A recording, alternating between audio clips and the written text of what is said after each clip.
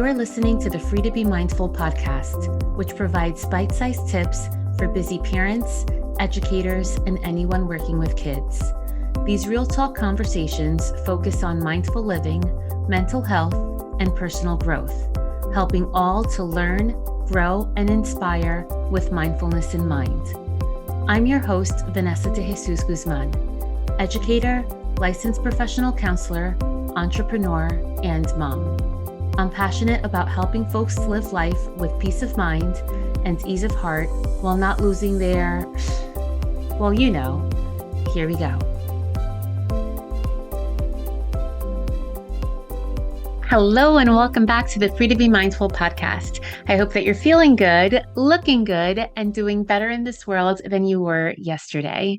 So if you're listening to this episode live, it is September 26th.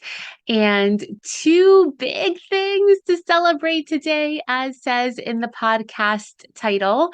The first is this is actually the 100th episode of the Free to Be Mindful podcast. And I am so excited. It has been an amazing journey to get here. And I just thought that I would start it to help. First and foremost, I'm hoping to help parents and educators really understand, mental health and mindful living, how that all intersects with one another, and how we really have to take care of ourselves in order to be the best versions of ourselves for our kids. And when we do that, then we can really also teach our kids how to take care of their mental health and how to live life mindfully. So I'm so excited that we're celebrating the 100th episode of the Free to Be Mindful podcast. If you've listened to the few past recent podcasts, you have heard how it's slightly changed over the course of 4 seasons. And I'd like to really thank all of you, all of the listeners, as far as tuning in week after week, subscribing or following the podcast to make sure that you always are up to date with the most current episodes, sharing the episodes and the podcast with your friends, whether it be word of mouth or whether it be on social media, which counts a ton, and leaving your rates and reviews. That really helps me know what you like, and it really helps other people find the podcast and figure out if it's really something that they should spend their time on. So thank you for doing all of those things. And if you haven't had a moment to do any of those things yet, but do have those intentions to do so, I greatly appreciate that as well. So that is the very first thing that we're celebrating. And the second thing we are celebrating is, drum roll, please, my birthday. Today is my birthday, and I am so excited. I didn't plan it this way, but I'm so excited that my birthday is landing on the 100th episode of the Free to Be Mindful podcast, because there is just a lot of celebration to go around.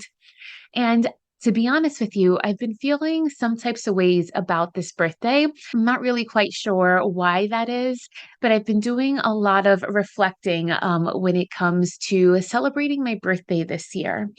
And you may have heard on recent episodes that I consider a year to be from September to June, and the summer months are just bonuses.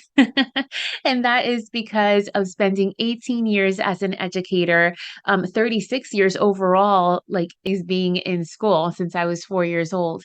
So when it comes to looking at a year in September, because it was always the start of the school year and celebrating my birthday, that is when I set my goals. That is when I take time out to reflect on where I am in life, but also what I want for this upcoming academic year. And although I'm no longer working in a school, I can't shift myself out of that mindset. And to be honest with you, I don't really want to either. And that is because it's a nice place to kind of do that with my birthday. And then 4 months from now in January, I'm able to check in with my goals again when the rest of the world is kind of setting their goals / resolutions / intentions, however it is that you look at them. And what I do is I then check in every quarter, right? Every business quarter, and I check in with my goals as well. So I've been doing a lot of reflecting this month and just seeing where I am and the steps that I have taken to get here. And something that I am not good at all, confession time here, something that I really stink at is giving myself credit for where I am, for all the little baby steps that amount to the big things. And I'll get back to talking about what exactly even are those big things, because sometimes we look at them as this huge monumental action or accomplishment, and it doesn't necessarily have to be. So, going rewind for a moment, we often overlook all of the little steps, the small wins that it takes to get to that accomplishment or to the finish line or to that achievement or whatever it is that we have in our headspace at that moment. So, for example, you may be aware that I have resigned from being an educator after 18 years at the end of last calendar year in December and opened up my own business, which has been huge. And I really understood how big that was. A couple of days ago is when it finally hit me like, oh my goodness, this hasn't been easy. And I know that because I know the time and the effort that it has taken to get here. But when we're in it, right, when we're knee deep and in the middle of all the things and juggling all of the balls in the air, we really don't think about all of the steps that we have taken to get to this point in time. And there's so many little things that take to get here. I mean, even when I think about starting a business, like you have to apply for a license, you have to get insurance, you have to talk to an accountant and perhaps a lawyer. Then when it comes to branding, right, you need to pick a business name and what are your core values? What is your mission statement? What is it that you stand for? What are short-term goals? What are long-term goals? Getting a bank account. So there are all of the practical things that you have to do, and then all of the bigger things that you have to think about so that your business doesn't only withstand that month or that year, but so that it can be something that keeps going. And I know not everybody has a business, but you can think about this with wherever you are in life as well. What are the practical things that you have to do to get there? But then also, where is your headspace? What kind of mindset that you need to have in order to get there as well? And again, we often dismiss all of these little steps because when we look at TV, when we look at celebrities, when we look at social media, and even down to when we subconsciously compare ourselves even to friends and family members, we think, well, what's the next thing I have to do? Where am I now? Where are they? Should I be there too? Let me try to get there. Instead of taking those small mindful moments, and when it comes down to it, that's really what it is.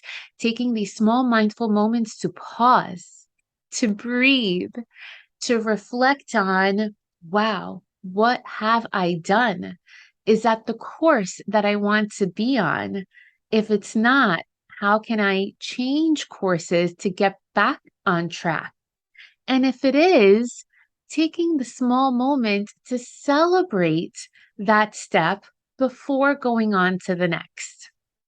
And sometimes that can be challenging just in general, but sometimes that can also be challenging if your profile is kind of like mine. And what I mean by that is if you are perhaps a type A type of person that has things laid out and are all about checking the boxes.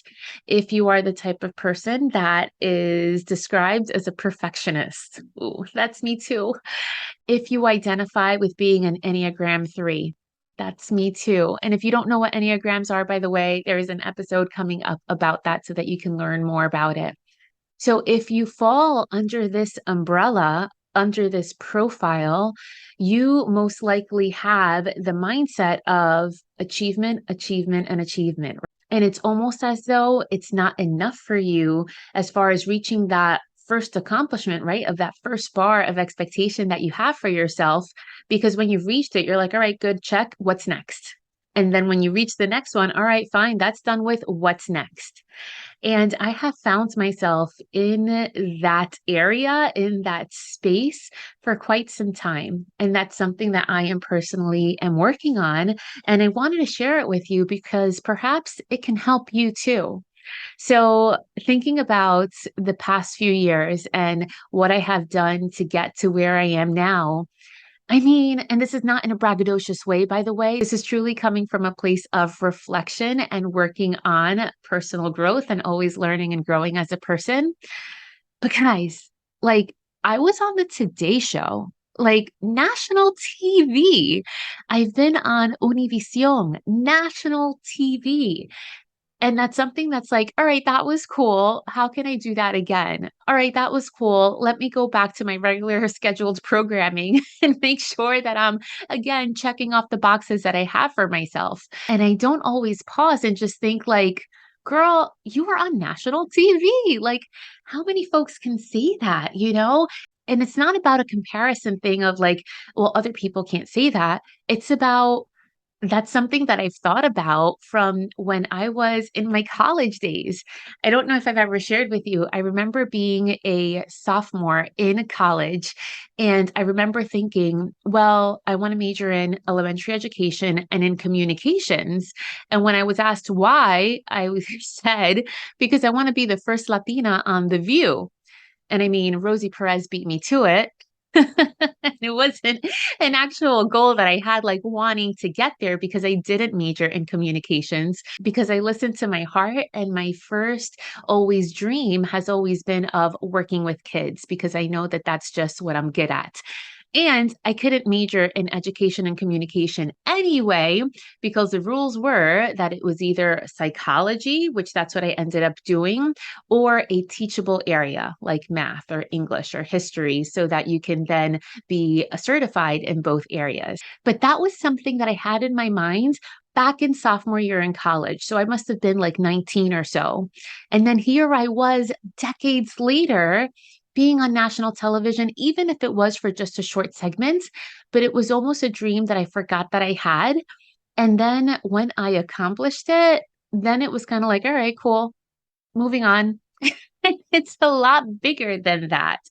So even though that's something that in my mind I considered big for me, it could be the smallest things in our everyday that we also do dismiss, that we also don't pay too much attention to because we diminish the importance of it. And sometimes it is in the sense of accomplishing something or succeeding at something or earning that thing that you've been working toward. Like, I'll share a personal example, working all of these years towards becoming a licensed therapist, and then not only achieving that, but then opening up a private practice. So that has been amazing. But oftentimes it's the little small things that we have to pay a little bit more attention to. And it's okay to give ourselves credit to all these little small things so that then we can kind of revel in that space of like, this is really awesome. I just did that before moving on to the next thing. So we could be a little bit more mindful and more kind with ourselves.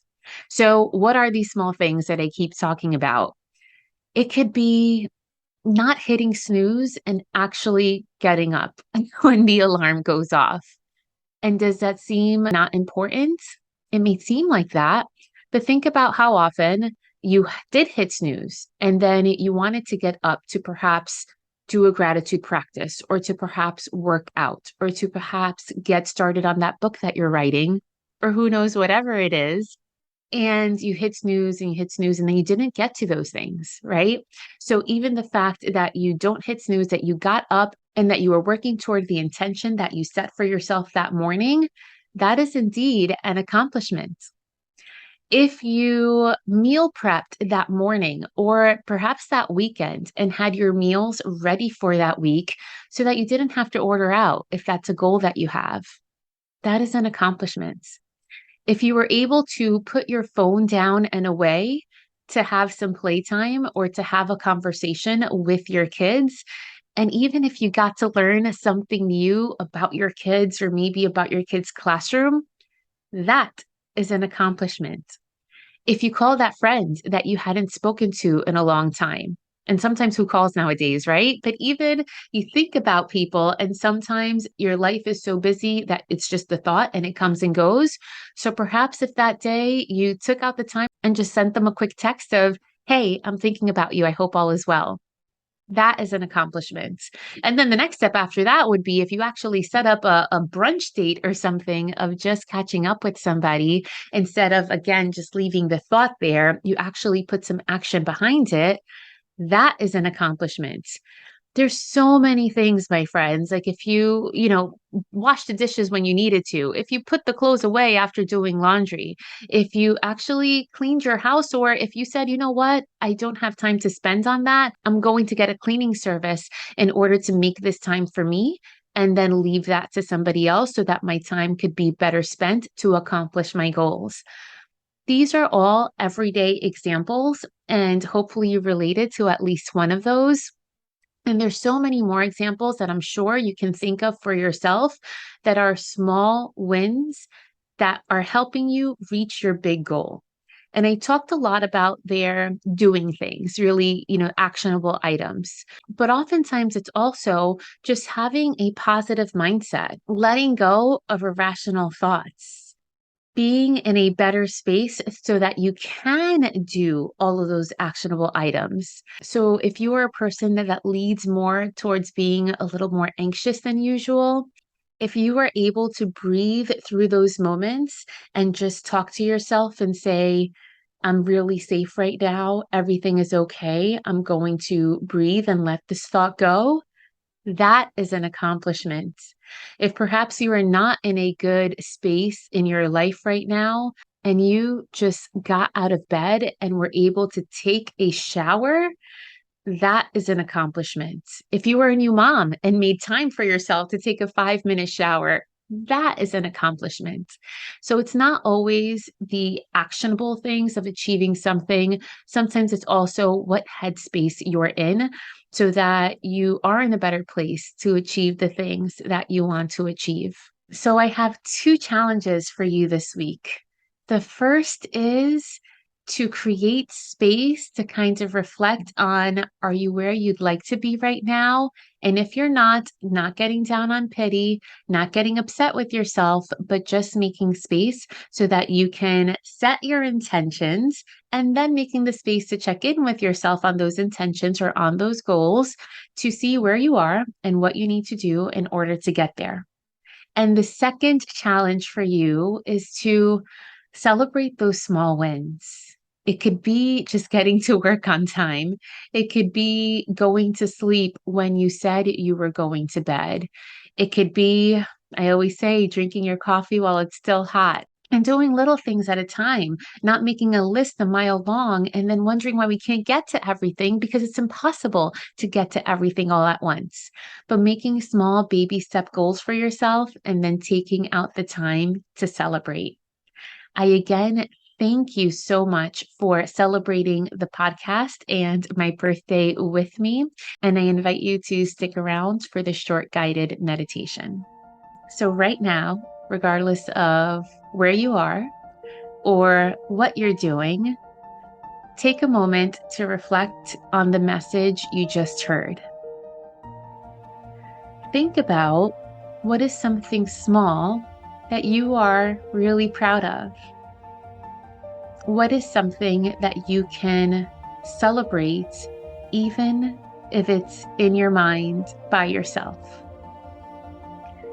Give yourself credit for all you are and all you've done. Know that you are worthy of celebration. Know that you are capable of reaching those goals. Know that you can ask for help when you need it. And know that it is positive and necessary to celebrate the small wins in order to achieve the big ones. Have a great week. I hope you enjoyed this week's show. It would mean a ton if you took this moment to review the Free to Be Mindful podcast on the platform you catch your favorite shows. That quick and easy act lets me know what you enjoy, and it helps others find the podcast too. And of course, don't forget to subscribe so you can listen along next week. In the meantime, I welcome you to catch me on social media at Counselor V de Jesus.